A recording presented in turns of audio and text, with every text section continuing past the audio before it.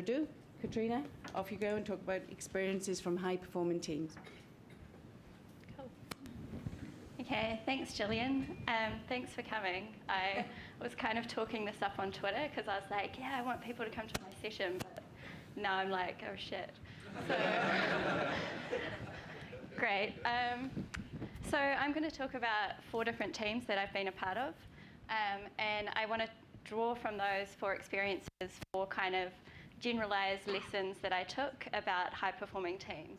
So not all of the teams that I'm going to talk about were necessarily high-performing, but when I reflected on an aspect of them or something I did in those teams, I was like, yeah, that's kind of a general rule that I now apply, and when I think about teams that I want to be part of.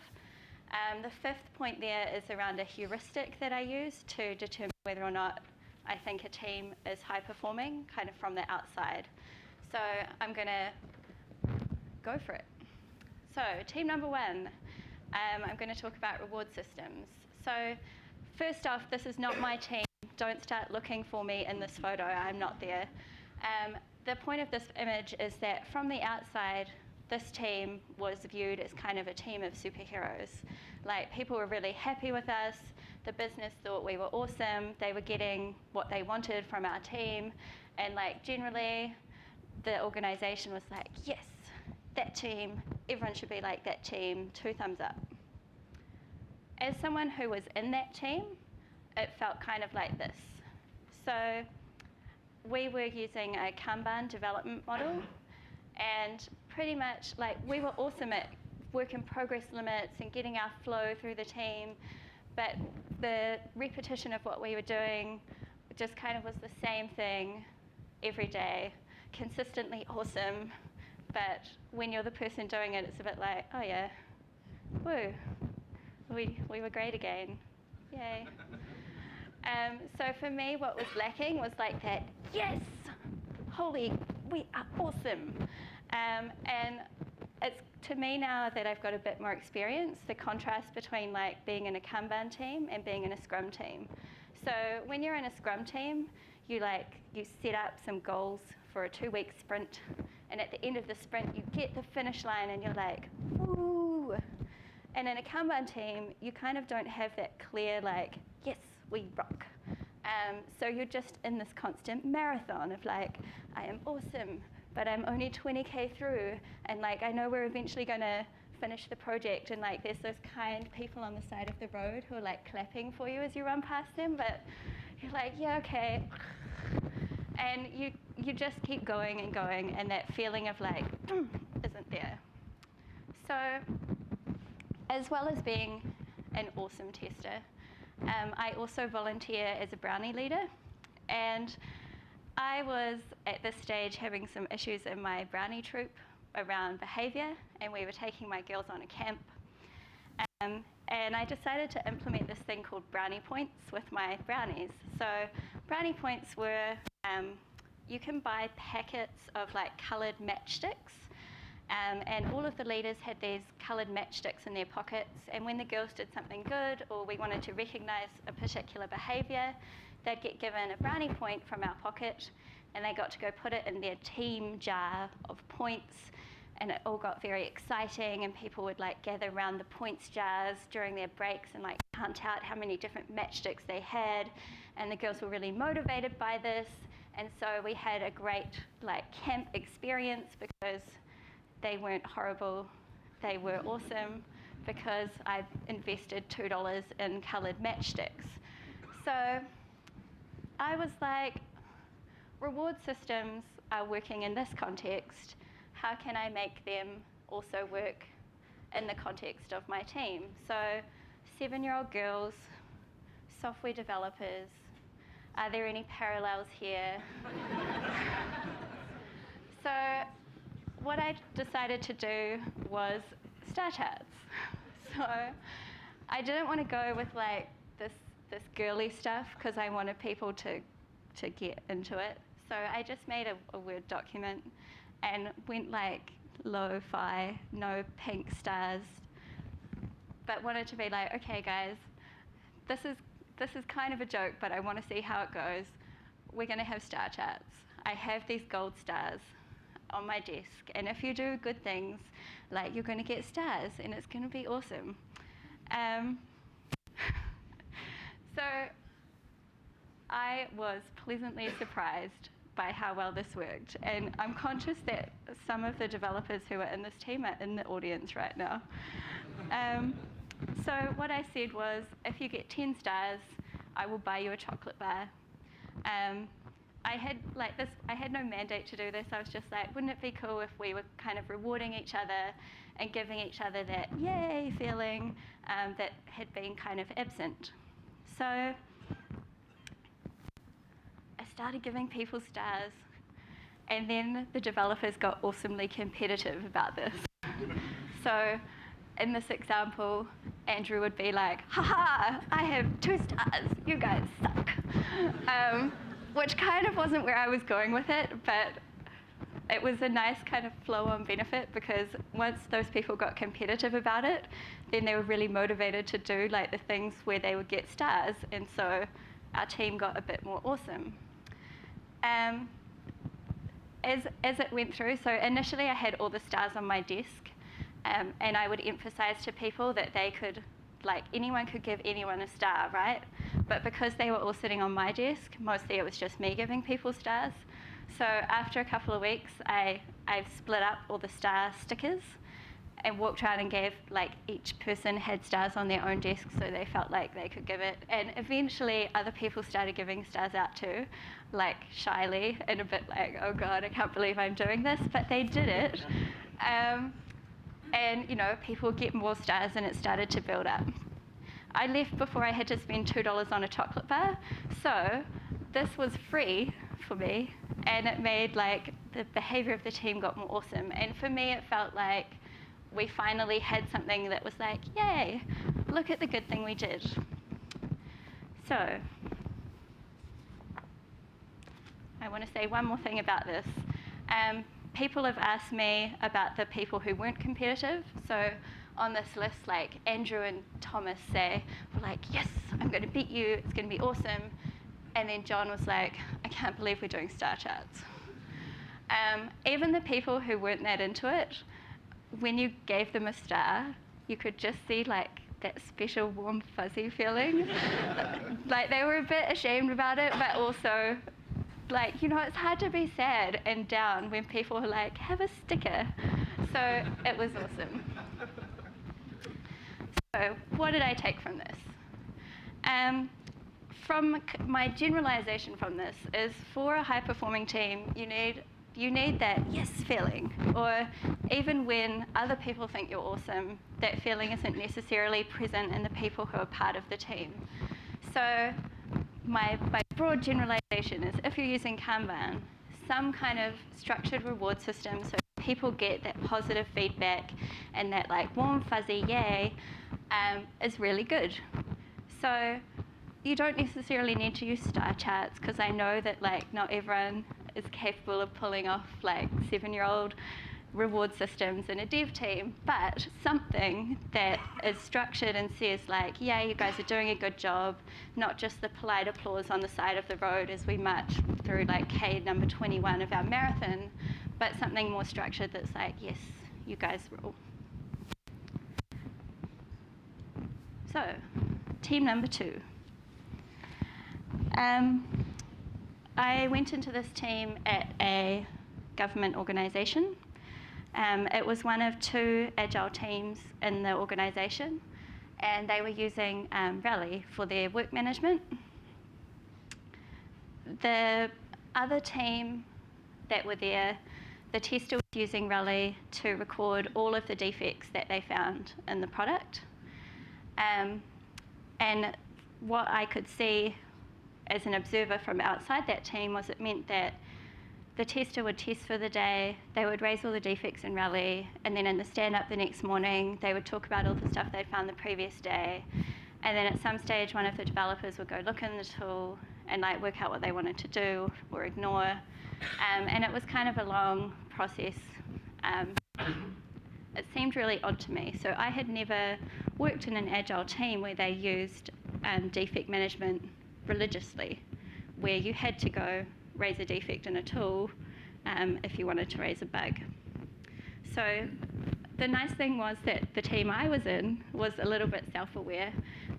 They had the half-assed Agile manifesto printed up on the wall next to them, so acknowledging. And what I kind of felt like was, you know, we do value individuals and interactions, but this tool's really awesome and you should use it. So I wanted to push back on that a bit because my bug tracking tool is this. And this as a tool allows individuals and interactions to maintain their place at kind of the top of that hierarchy. So what I would do, I decided to just start doing this. So I was like, really, it's good for some things, but I don't want to use it for this purpose. Instead, when I find an issue, I'm going to write it on a pink sticky note. And then when I've tested a story or a task or whatever it is, I'm going to walk over to my friendly developer. This is not one of my friendly developers. And I'm going to stick, oh, I wonder whether, I'll just point. These were pink. So I would cover their desk in pink stickies. So we'd talk about each one, and then I'd stick it down there. What I liked about this was that there was a very quick turnaround between me finding an issue and the developer knowing I'd found an issue and potentially the issue getting fixed. So between a stand-up one day and a stand-up the next day, there could have been a whole bunch of defects that had already been resolved and there wasn't that lag of boringness. The cool thing about this was that by the time I left, just before I left, the developers were having like a Pavlovian response to me standing up. So I'd have to kind of say, I'm just going to the bathroom, it's okay. So they got used to me kind of coming over. If I was getting out of my chair, usually I'd have a bunch of sticky notes in my hand, and we'd talk about the things on them. They would fix them and give them back. Other stuff I want to say about this. So I just started doing it. What I found was that there was a test manager who was not in the Agile team, so he was responsible for all the testers in that organisation. He came to see me at the end of one of our sprints and said, how many bugs? Like, I can see that this team over here have found 6 things. You're not, like, there's nothing in Rally, how do I know? Like, what are you doing? And he was a bit nervous, and I said, oh, you know, I'm finding stuff, but I'm just doing this. And he was a bit blown away, I guess. And he was like, how do I know how many things you found? And I said, oh, well, you can count them if you want. And so he said, okay. He kind of left me alone. So what we ended up doing is that I'd also write, you know those little yellow Post-it notes, like the tiny ones? So I would write those and stick them on the board. So the pink stickies would be the exchange between the developer and I, and there'd be a kind of ceremonial screwing up of the pink sticky when it was fixed, and my rubbish bin would fill up with these. The yellow little thingies were so that the test manager and the product manager and people who kind of cared about how many things we were finding could visualize it on our storyboard. So there was a whole lot of little yellow things. So what else do I want to say? What I took from this, and as kind of a more general thing for high-performing teams, is that there are lots of really cool tools out there, but make them work for your team. Don't try and make your team work around the tools. So I was still using the defect part of Rally when I needed to raise an issue with a screenshot, when I needed to attach log files to things, or when I would go and talk to the developers about something and they'd be like, dude, that's a day of work. Can we turn that into another story? Sure. So we had some stuff in there still, but it wasn't the primary way that we were communicating about defects or raising things. So the tools are there to support people talking to each other, not to replace it. And if you look at the types of tools that you use in your own teams, just make sure that the people are still taking precedence over the processes that those tools encourage. Team number 3. I wanted to start by talking about T-shaped people. Show of hands if you know what T-shaped is. So I did a practice of this at Assurity, and there were relatively few people that put their hands up, but I kind of thought at an Agile thing I'd get more. So I'll explain from the beginning. T-shaped people, it's about your skill set. So your way you stand up and down is your depth of skill. So if I'm a tester, then my strength and my specialisation is in testing. The arms of your T are your general skills. So I'm a tester, but I'm also prepared to engage with and do stuff with development and analysis. And I'm going to read out the arms definition that I read this morning, because it just said in better words than I could ever say what I want to put across here. So the arms are the ability to collaborate across disciplines with experts in other areas and to apply knowledge in areas of expertise other than one's own. So it's not saying testers need to code, or it's not saying business analysts need to learn how to test properly. It's just saying, I'm prepared to collaborate with you. I'm prepared to be engaged in activities that aren't my specialisation.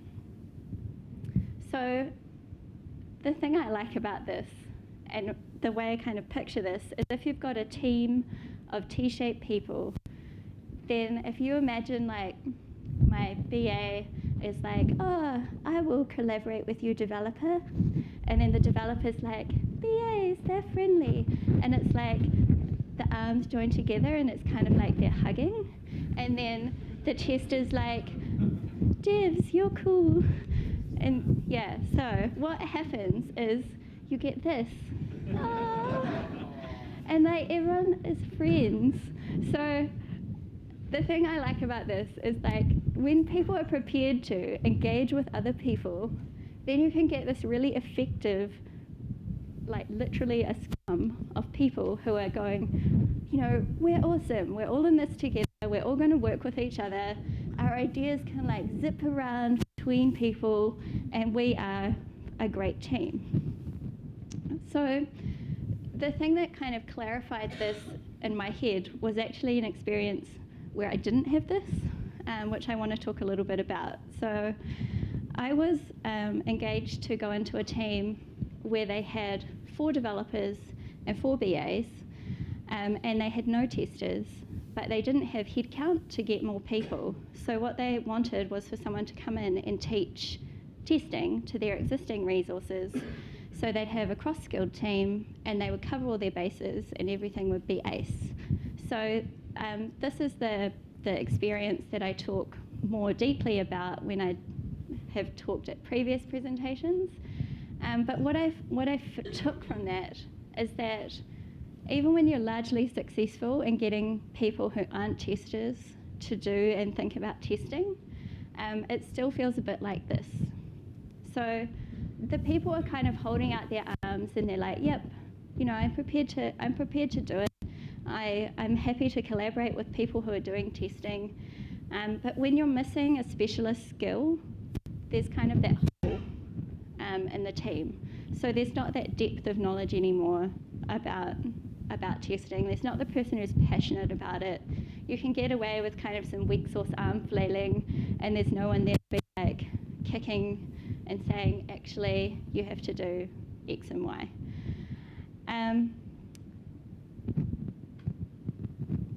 So what I learned in that team was that it doesn't take long when you're missing that specialist for the feeling of the team to kind of become like this. So where everyone's not like joined, suddenly you can have quite disparate conversations between like the devs who don't really want to do anything else and the devs and BAs who are kind of open to doing other things, and then at one end to the other. And then my Google foo failed, so I don't have a picture of this, but if you have a team of specialists only, if you imagine like a line of soldiers who are each uniquely and individually awesome at what they do, but aren't prepared to kind of go outside of that and collaborate with one another, if everyone's dropped their arms, then people can just go wherever they want. And like, sure, individually you're still like, I needed a military analogy, but like a SWAT team of awesomeness. But now you're not together, you're not collaborating together. People have gone, whee. So this was kind of my trite conclusion from that. If you want a high-performing team, then you need to have people in that team who are prepared to collaborate with one another and who are prepared to try to create that environment where you get like that nice huddle of people who are all working together, who have brought to the team a specialist skill, who have a passion and a depth of knowledge about something, you know, yes, I'm a developer, yes, I'm a tester, whatever, but who are also prepared to, you know, attend a sprint planning where sometimes you're like, holy God, why is this relevant to me? But it's all the stuff that, you know, gets your team in that, like, yes, yay, happy scrum of things. So when I had this experience, it made me reflect on the other teams I'd been in and kind of identify this as something that high-performing teams have. Team number 4. So I wanted to talk about challenge. When you have good challenge in your work, it feels like those walls at obstacle courses, you know, like you run up to them and they're some ridiculous number of feet high and you kind of think, oh, this is going to suck. And then some people help you and you like so you're on the top and then you realize you should have done more push-ups in life and it takes you a while, but eventually like you get over and then you're like, yay, look at that, I climbed that wall. So the kind of challenges in our work, like when you arrive on a new project or at a new client and people, you know, you have those intro sessions where people drop all the boxes on the wall. They're like, this is the system that we have. And you just think, wow, like what even is that? And by week 3, you're the person in front of the board going, oh yeah, and then this box talks to this box and then this is what happens. So the satisfaction of that, the satisfaction of finding something that looks a bit weird and then digging and digging and digging until you can be like, hey Dev, this is what's wrong, this is how you reproduce it. Yes, I'm awesome, look at that wall. Then there are the types of challenge where you get to the bottom of the wall and someone says, okay, this week, these are the 3 stories we're doing. And then on Tuesday they say, actually, we're not doing that story anymore, we're doing this one. And then on Wednesday they say, of the 3 stories we're doing now, number 1 is now number 3, and number 2 is now number 1. And then on Thursday, your dev gets pulled out to another team. And then on Friday, it feels like you've got nowhere. So the type of challenge where you're just like, ugh, this challenge sucks. So team number 4, I was on a project recently. The catchphrase of our project was, we'll know more tomorrow. So every stand-up we had, it felt like everything just shifted underneath us. And the challenges were these type of challenges. So challenges are the things that we learn from and that shape us. But what I wanted to encourage you to think about is the type of challenge that you're facing. So good challenge is probably changing you in a good way. Like if you have put in a lot of effort and learned about a system architecture and had the satisfaction of being like, booyah, I'm awesome, then next time you have to interact with a comparable system, or you know, next time you see something weird, you might quicker get to that root cause. These are good changes to see. If you're getting that head against the concrete wall of doom type of challenge, the changes that you get from that aren't necessarily that great.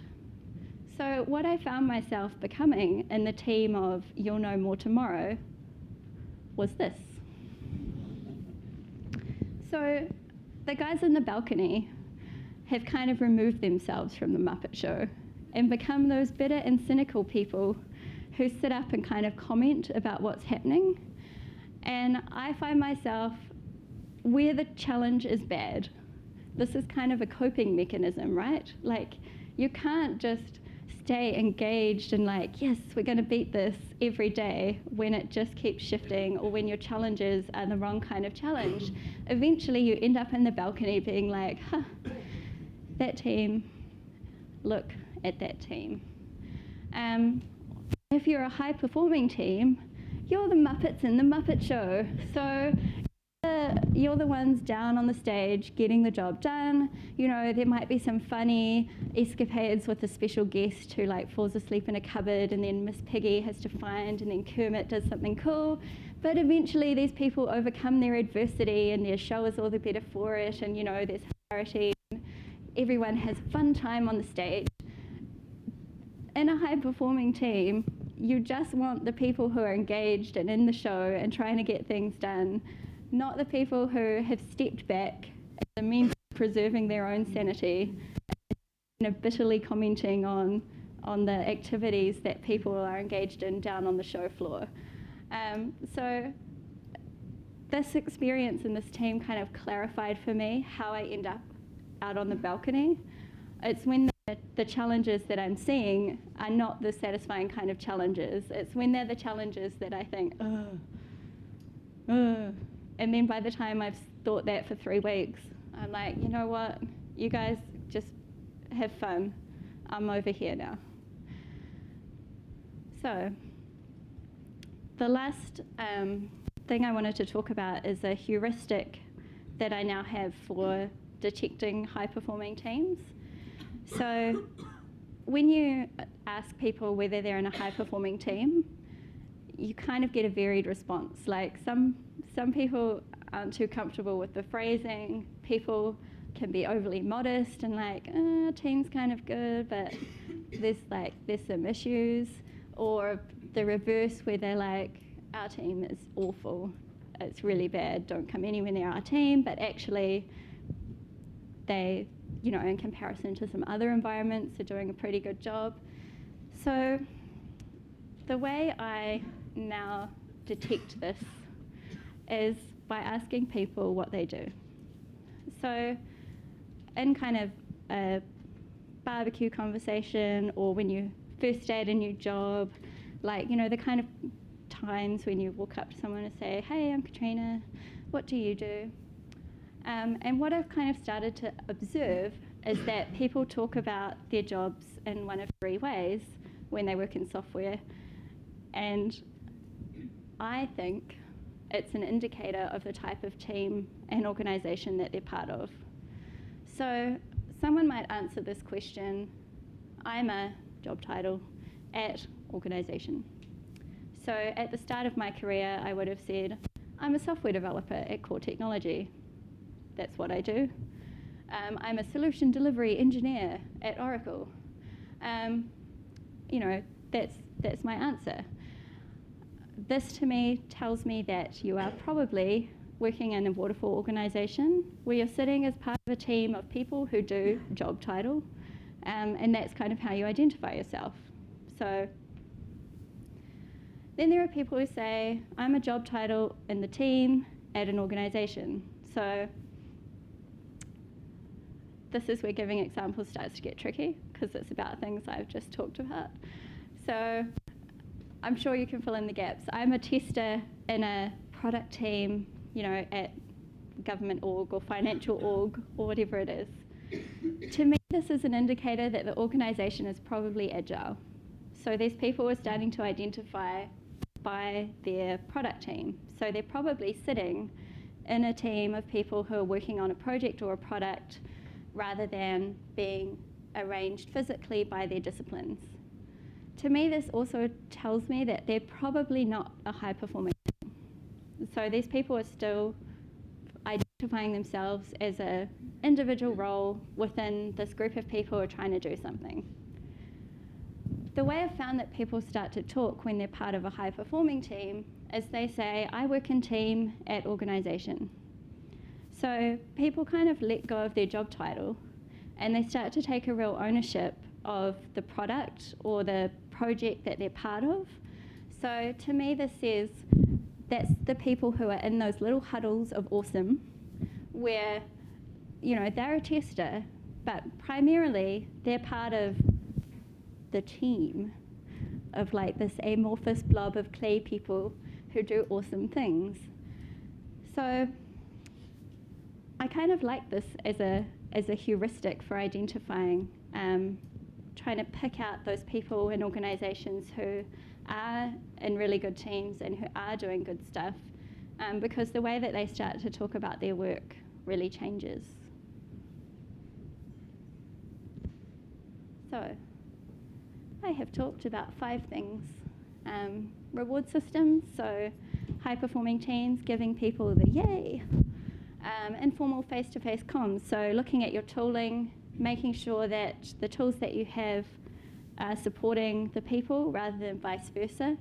I was also going to mention there's a blog post by Neil Killick. Is that right? I'm going to try and find it. Who is the bigger tool, the tool or the tool who follows them? That's the title of the blog post. So I saw that last night or the night before and I was like, yes, that's what I'm talking about. So if you want to go read it, it's good. So the third thing I talked about was deep cohesion, so getting our little clay people to hug each other, to be prepared to collaborate, to create that environment where the team can really gel together, have the right kind of challenge, so stopping people from getting up on the balcony, getting cynical and bitter, getting them back on stage, being happy. And the last one around, you know, how do people identify themselves when you ask them what they do? Can you tell that they're part of a high-performing team? That's it. Thank you.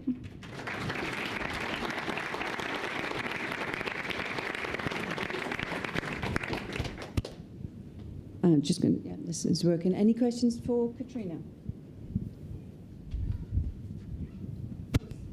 What is the name of the blog again? The name of the blog.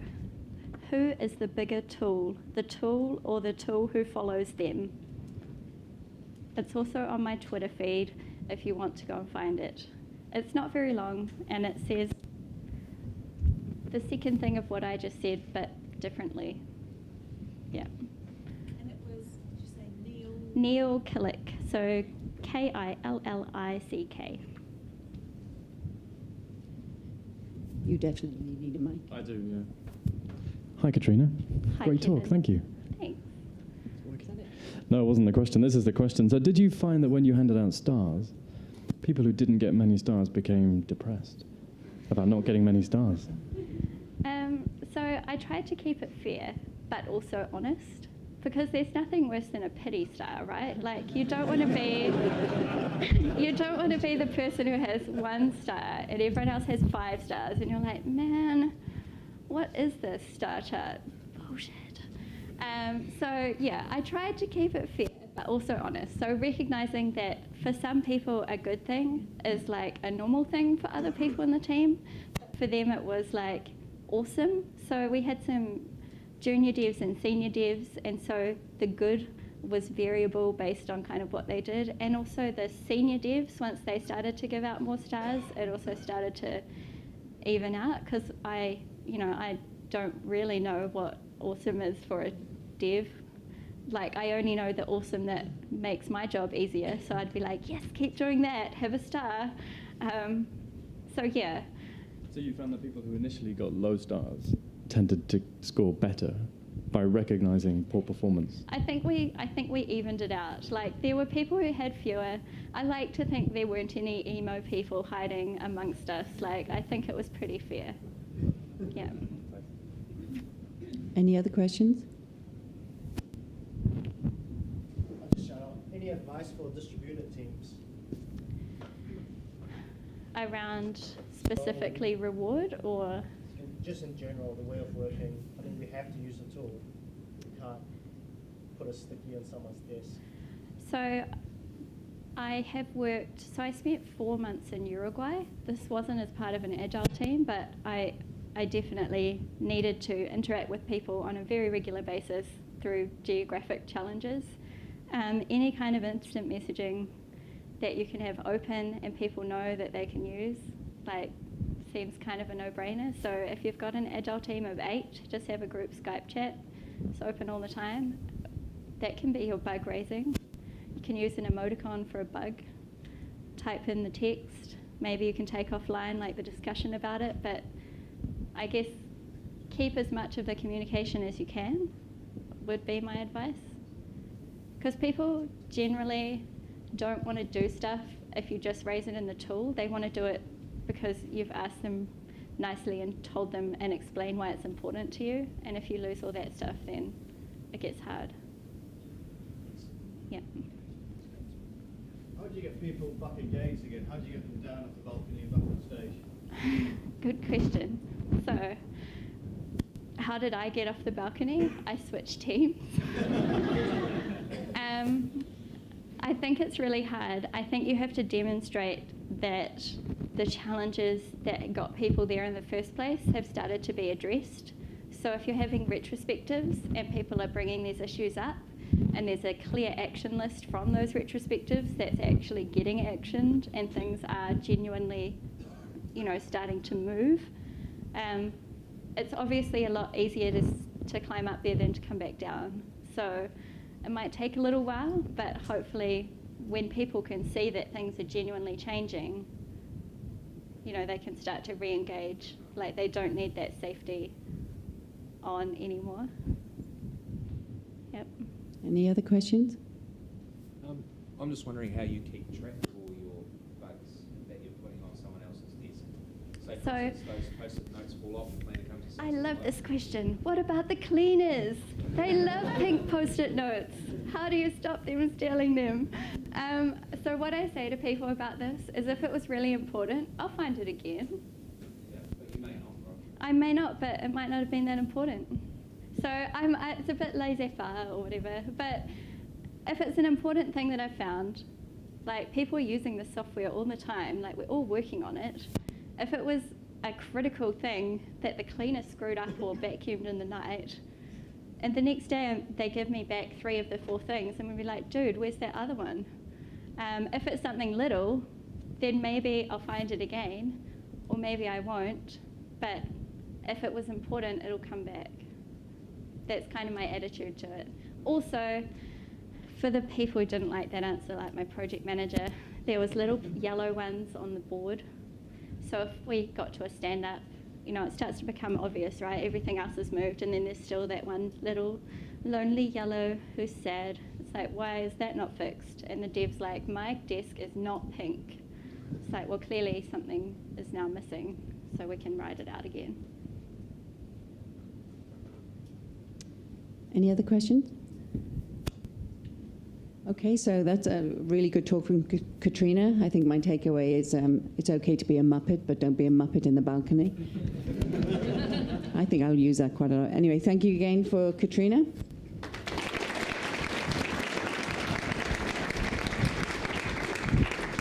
It's now tea break, so if you can make your way back to Oceana.